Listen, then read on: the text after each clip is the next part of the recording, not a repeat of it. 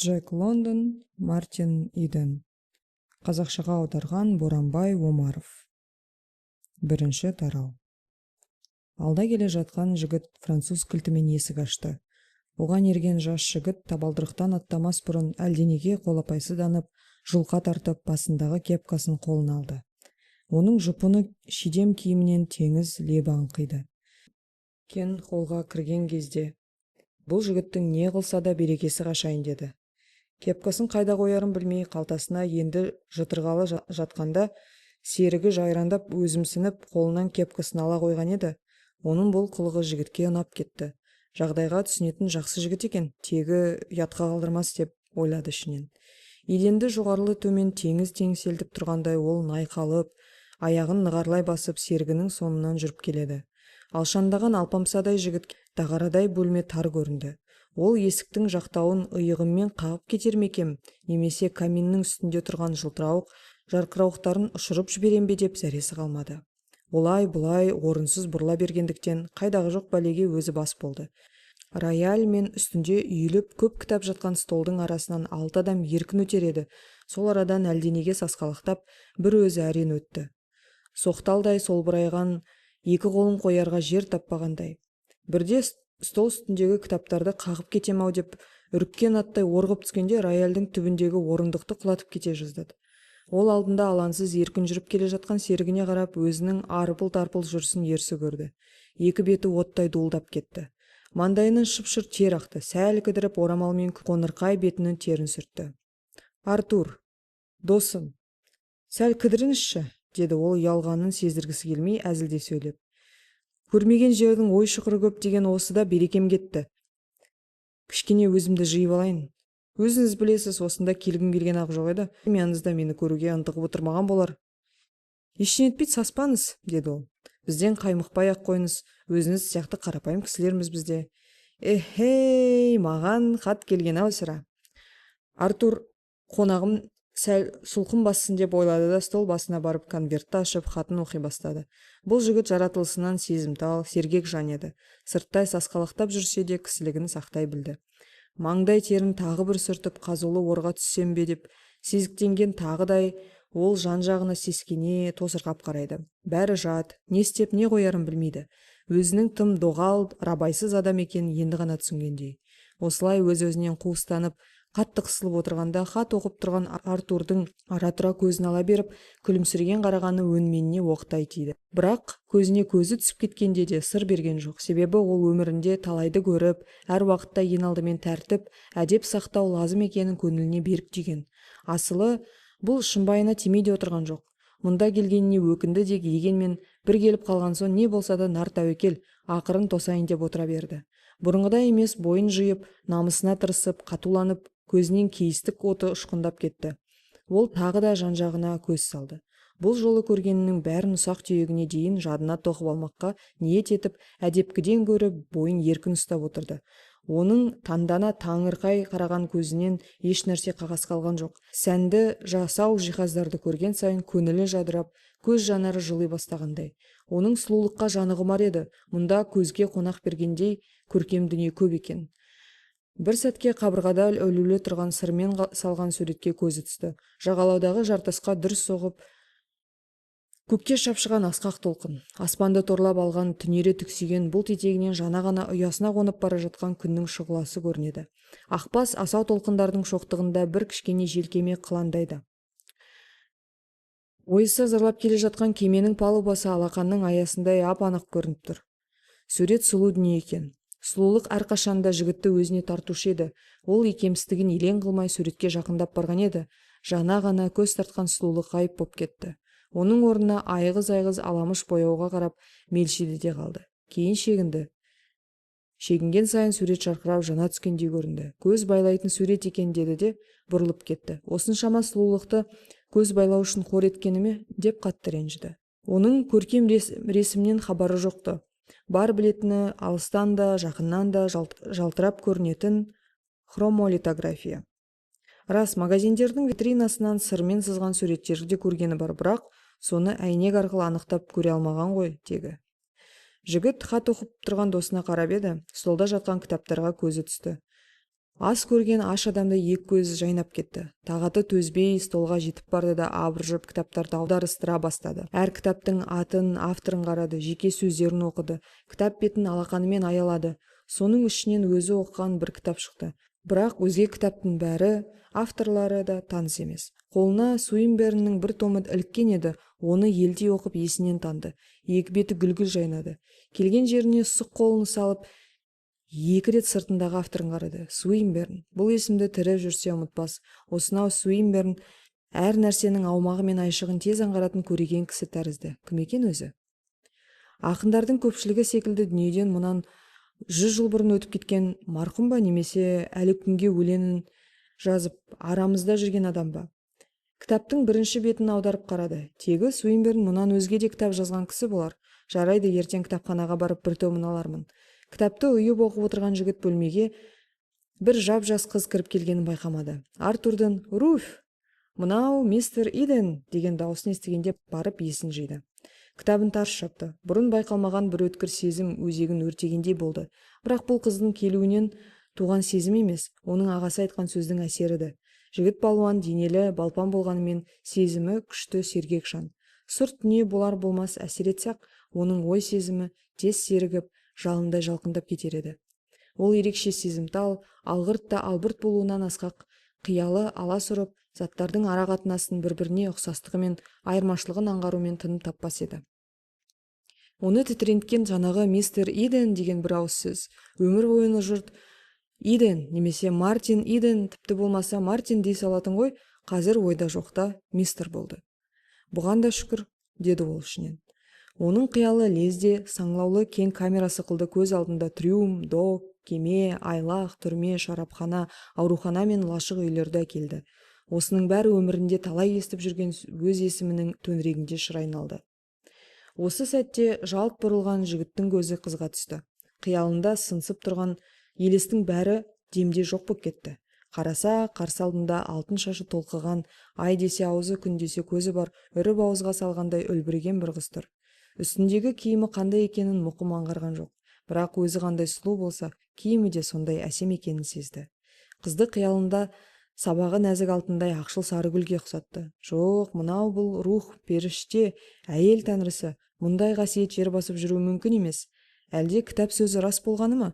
Қоғамның биік сатысында мұндай арулар да бола ма екен? Шіркін, Суинберн жыр еткендей екен өзі. Ол анау стол үстінде жатқан кітабында Изольданы суреттеген шақта қиялында да дәл осындай сымбатты сұлуды елестетті ме екен?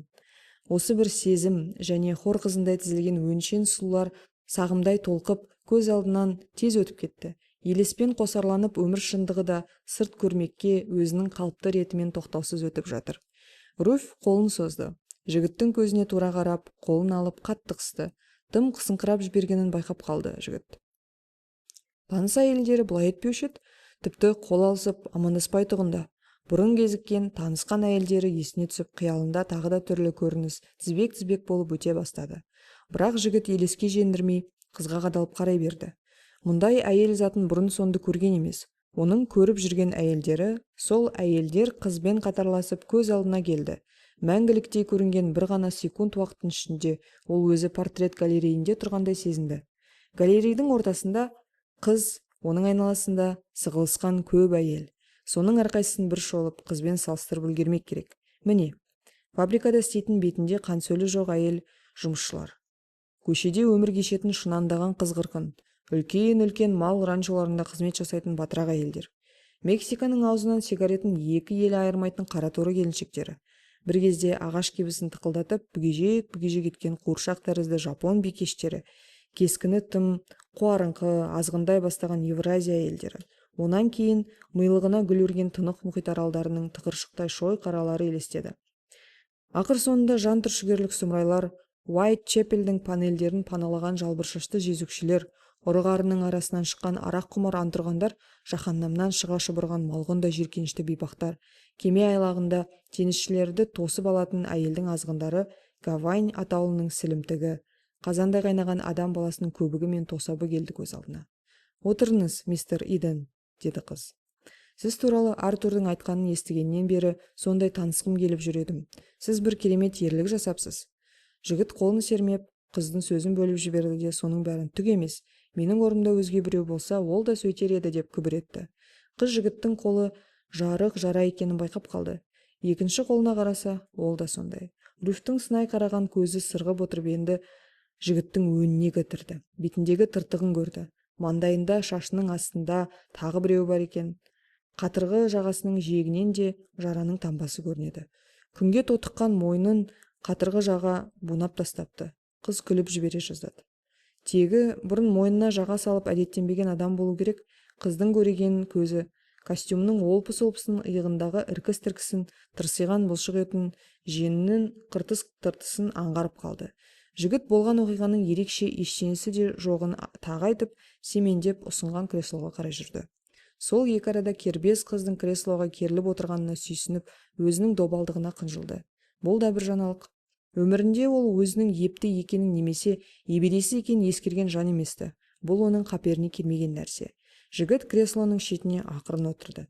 Бірақ қолын қайда қоярын білмеді. Қалай қойса да үйлеспейді. Оның үстіне Артур тап осы кезде бөлмеден шығып кете қояр ма? Мартин Иден жетімсіреп сол жаққа қарай берді. Әйел бейнесіндегі осынау ақ періштемен оңаша қалғасын жігіт мүлде сасайын деді. Әттен бұл арада түрегеліп тұрып қағып жіберетін не арақ жоқ, не сыраға жұмсай қоятын балашаға көрінбейді. Әйтпесе адамды ашына қылып жіберетін сол сусынмен көмекейінің сәл жібіткен теріс болмас еді. Мойныңызда жарақаттың таңбасы бар көрінеді, мистер Иден, деді қыз. Бұл не? Бәлкім қызық оқиғаның белгісі шығар. Бір тентек Мексикан пышақ салған еді, мисс, деді ол ернін бір жалап. Көмейін ашқысы келгенде жөткіріп қойды. Екеуміз төбелесіп, мен оның қолындағы пышағын тартып алмақ болып жүргенде ол менің мұрнымды тістеп ала жаздады. Жайды жайбарақат айтып отырғанда сонау Салина Круцтың жұлдызды қапырық түні оның көз алдына елестеді. Бозамық теңіз жағалауы, қант тиеген кемелердің жарқыраған оттары, әудем жерде мас матростардың самбырлаған дауысы, қақтығысып қаптап жүрген жүкшілер. Ашудан кескіні бұзылып кеткен Мексикан жайнаң-жайнан еткен оның айуан көздері, мойнына мұздай боп қадалған болат, жосалап аққан қан, қаумалаған халық айғай-шу, екі кісінің ұмар-жұмар болып құм үстінде ирелеңдеген денесі, аулақта гитараның сыңғырлаған сазды сұлу үні. Оқиға осылай болған. Ол есіне түскенде жігіт селк етті. Анау қабырғадағы суретті салған адам осы оқиғаның бәрін бояумен нақышына келтіріп салып бере алар ма еді, деп ойлады ол. Ағарандаған жағалау, жымындаған жұлдыздар, жарығы тұнған жүк кемелері, осының бәрі әсем болып шықса керек еді.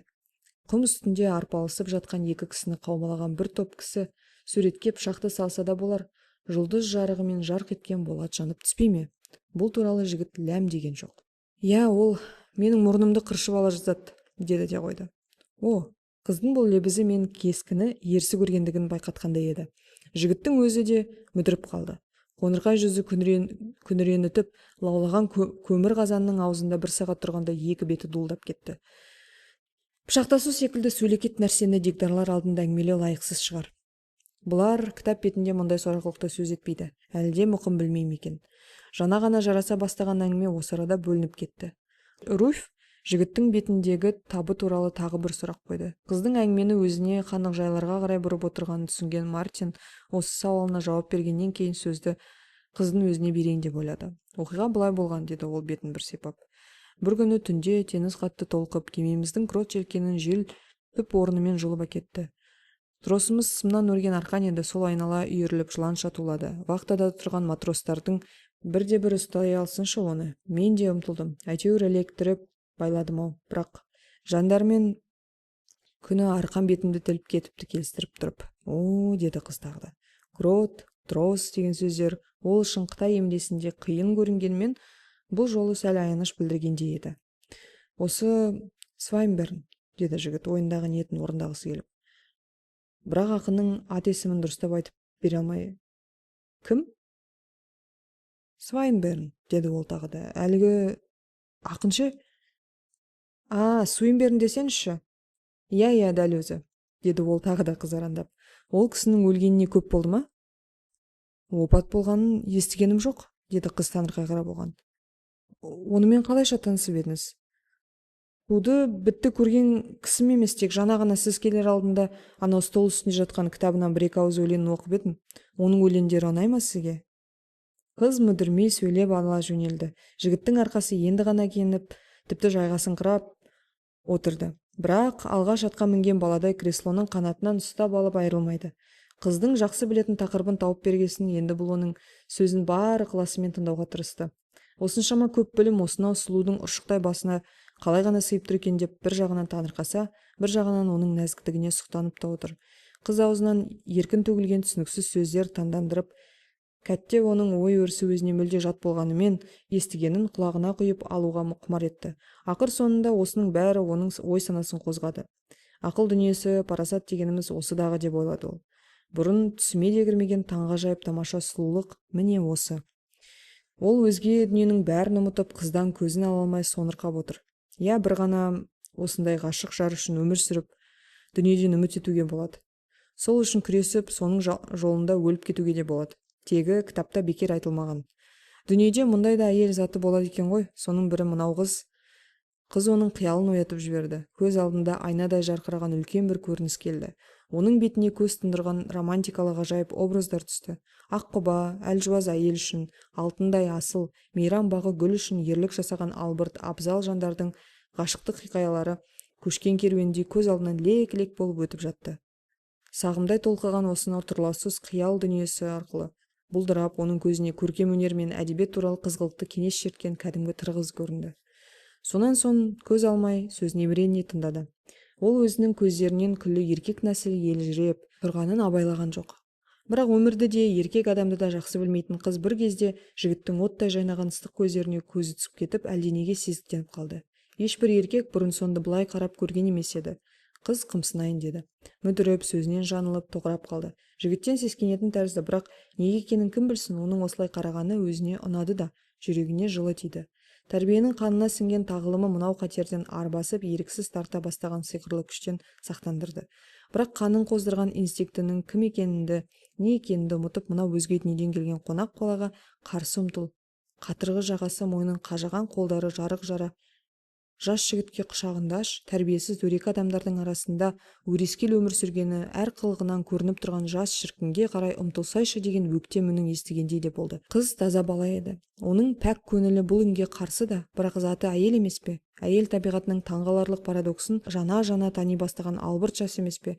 Сонымен жаңа айттым ғой. Айтпақшы, мен не деп едім? Деп қыз кенет сөзін бөліп жымия күлді. Сіз былай дедіңіз, Суинберн ұлы ақын болам деп бола алмады. Неге десеңіз, я, міне дәл осы араға келіп тоқтадыңыз, мисс. Осы сөзді айтқаннан кейін әлденеге аштық азабы қинаған адамдай сезінді. Қыз күлкісінен тұла бойы түршікті. Күлкісі күмісте екен деп ойлады ол. Құдды бір сыңғырлаған кішкене күміс қоңырауда екен. Сол мезетте көз ашып жұмғанша алыста жатқан бір ел елестеді. Ақшыл күрең гүл шашқан шие ағашының астында ол темекі шегіп отыр. Тақуалардың аяғына боршын киіп ғибадат қылатын шағы, соларды шақырған мұнаралы ғибадатхана сыңғыр-сыңғыр еткен қоңырау дыбысы құлағына келеді. Я, рахмет сізге, деді қыз. Суинберннің ұлы ақын бола алмау себебі, расын айтсақ, ол кісі кейде әдеп сақтамайды. Кейбір өлеңдерін тіпті оқуға ұяласыз. Нағыз ақынның әрбір жолы ақиқат болу керек. Адамның ең асыл сезімін оятуға тиіс. Ұлы ақынның бірде-бір жолын алып тастауға болмайды. Өтер болсақ, дүние әлемге зор қиянат жасар едік. Маған өзім оқыған жері тым тәуір сияқты көрінді, деді жігіт күмілжіп. Ешбір оғаш сөзін байқағаным жоқ. Мүмкін басқа кітабында бар да шығар. Сіз оқыған кітаптан да көп жерін алып тастаса түк етпейді, деп қыз пікірін кесіп айтты. Маған ұшырамаған ғой тегі, деді ол. Мен оқыған жері жақсақ. Көкірегіме күн нұры жауғандай немесе прожектордың жарығы түскендей болып еді. Маған солай көрінген рас емес. Абзалы, мен түсіне алмағам ғой. Жігіт кіл тоқтап сөзге олақ екенін сезіп қынжылып қалды. Жаңа оқыған өлеңнен бір қуат, өмір лебін естігендей болған, бірақ соны айтып беруге тілі жетпеді. Ол жат кемеге отырып, тас қараңғы түнде кендір бауларына шырмалып, шыға алмаған матростай болды. Жарайды. Олай болса, сол жат дүниеге де жетілуім керек деп ойлады ол. Бұған дейін мақсат еткен ісін орындамаған кезі болған жоқты, ал қазір ой сезімін еркін айтып бере алсам деп арман етіп отыр.